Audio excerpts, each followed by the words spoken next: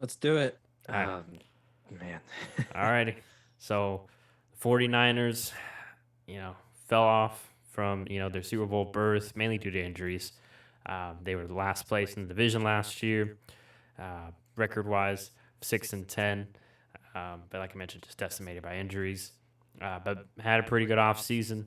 Added center Alex Mack, who was forming with Kyle Shanahan in Atlanta.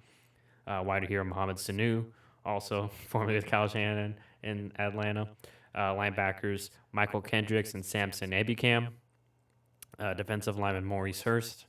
And then draft wise, as everyone knows, traded up, got Trey Lance at number 3 in the first round.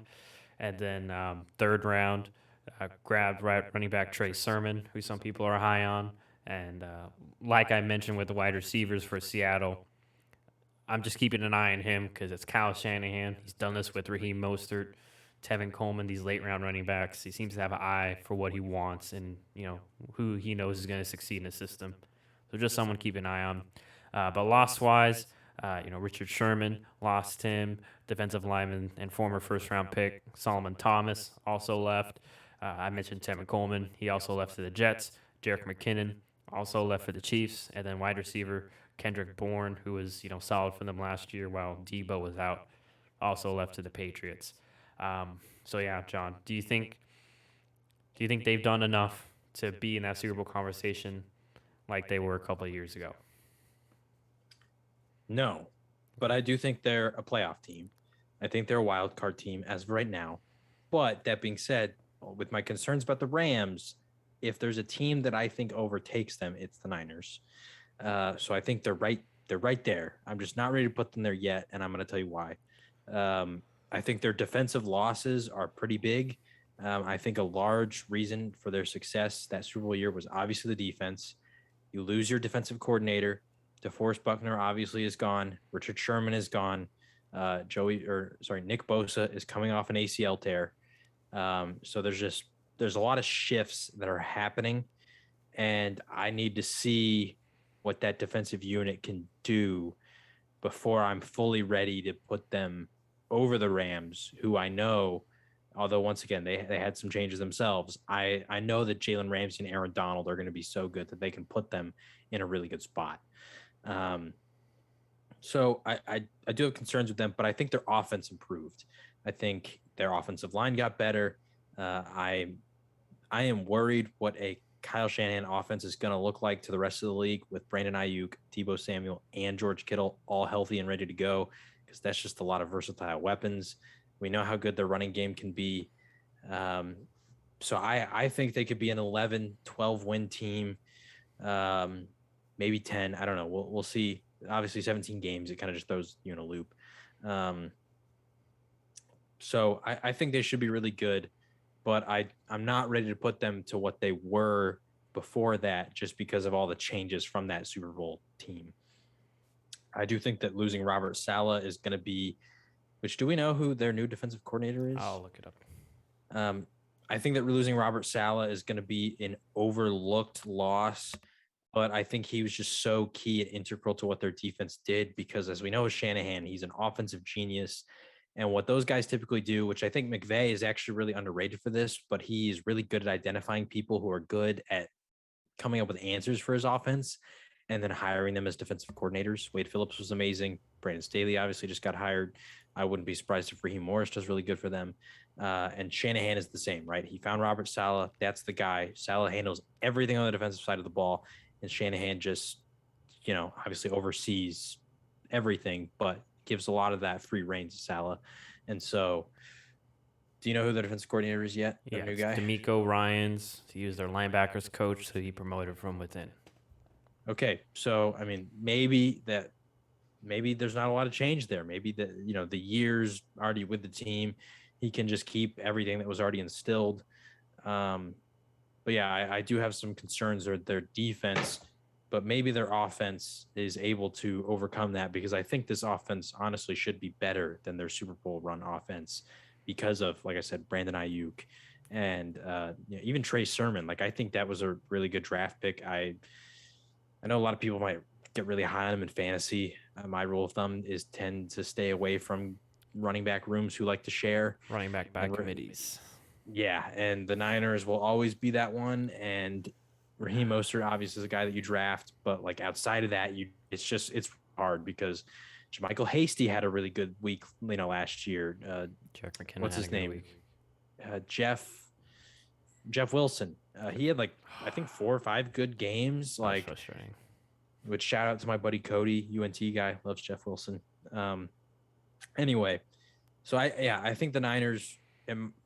I think right now, I'm putting them second in the division, but I think they have the upside to potentially even just reclaim the NFC West crown, and that just goes to show you how much I truly believe in Kyle Shanahan. I think he's the top 3 coach in the league.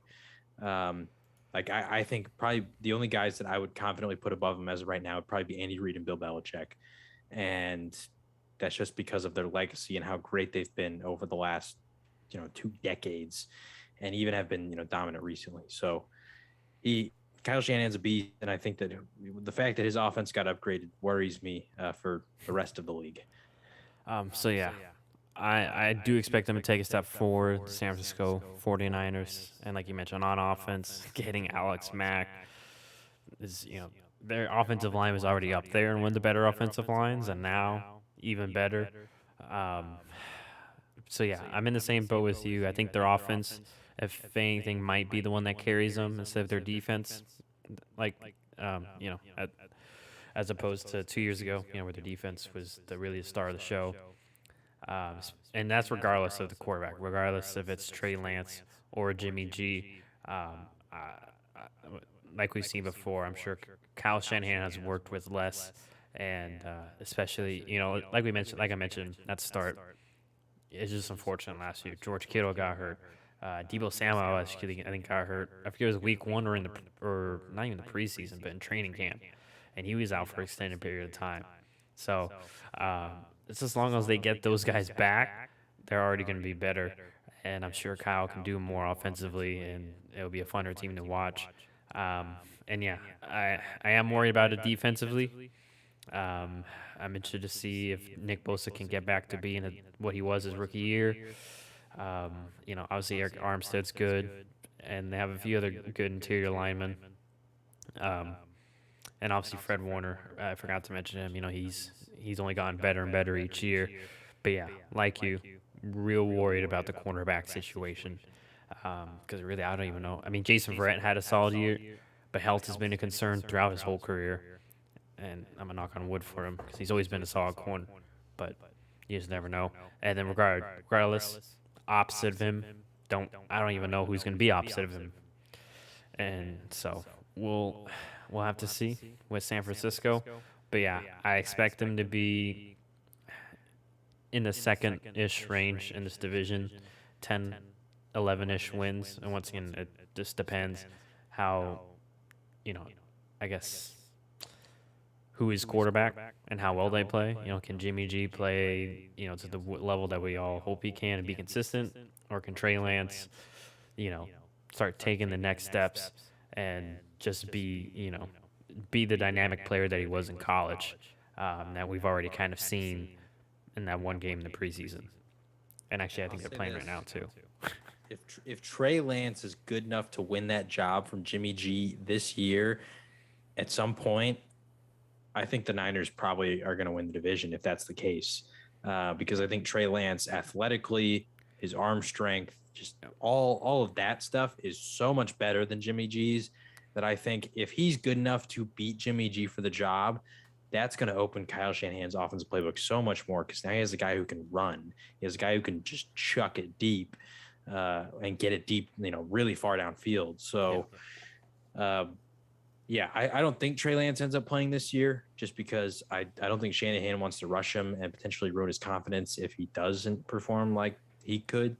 And also, like we talked about before the draft, he's the rawest of those top 5 QB prospects. But I've heard nothing but good things about him in their camp so far. But I've also heard nothing but good things about Jimmy G. So I think that Jimmy's probably going to stay the starter. But like I said, if Trey Lance is that good, I think they could win the division. If anything, I expect, kind of like we said last year with some of the rookie guys, where they're going to go with the veteran, Jimmy G. And then if he slips up, he's not playing as well as they feel, then maybe they'll make the change midway through the season or in a soft spot in their schedule to make that change. Because like I mentioned last season, it's just tough. Like if Trey struggles, you can't really bench him and go back to Jimmy, because because Trey's the one that you traded up, invested a high first round pick for, and he's already been put out on the field, and fans are gonna continue to want to see that investment. It just doesn't look good, that we benched the guy that we just mortgaged our future for, for the guy that he was supposed to replace. So Right. important to consider, if and probably when they go with Jimmy G to start the season. So, all right. So that's gonna wrap it up for the NFC West. Next episode will be the AFC West, which will be fun. Both these divisions are fun. And I think the next division will be a little bit easier to anticipate / predict kind of, where they'll fall. Sorry, Raiders, Chargers, and Broncos fans. It's just the way it is. Anything else you want to mention before we call it there? If a year from now we've blown everything and we got like all of it wrong and Seattle is, won the division and the Rams suck and all that kind of stuff, then we'll eat our words. But like I said, out of every division, I think this is the one I'm probably going to be least confident in my picks in because it's just that good. Yeah, this division is going to cause me a lot of headache whenever we do our season predictions because I'm not. Yeah, it's like that. This division and the AFC East, these two divisions, I think those would be the top. Even the NFC East too, and not because I think they're horrible or terrible. I just think a lot of those teams have question marks. And we'll get into that division another time. But we'll probably get back early next week.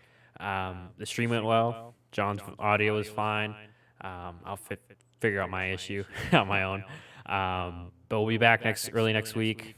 We'll probably set the schedule again to stream with the AFC West overview and probably go over some of our position rankings that we released. So, everyone, enjoy your weekend. Enjoy week 2 of the preseason if your team hasn't already played. And, we'll see you next time.